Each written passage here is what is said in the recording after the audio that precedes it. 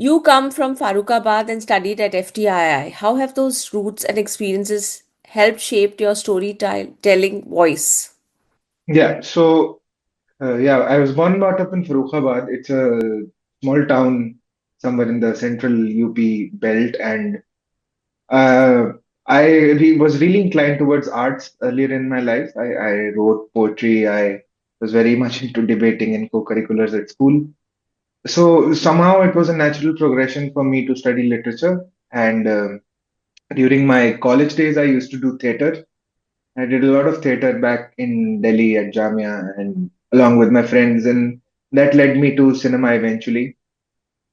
So the storytelling at heart that I have known of comes from these places of understanding that I got early on in my life, where I remember once reading my grandfather's book. He was the public relations officer at Golden Temple. And he wrote a small book about his experiences around the Golden Temple during the militancy era and all of that. So yeah, that was an entry point into understanding how stories are told because of my grandfather.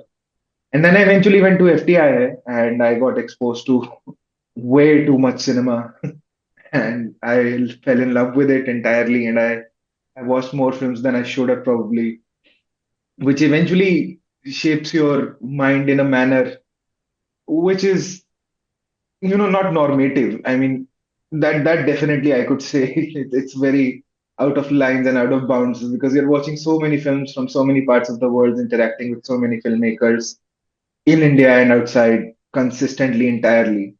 And you're constantly engaging with the form and the format and narrative and the ideas of storytelling. That, yeah, eventually it did all bundle up into what I'm trying to do now with this film.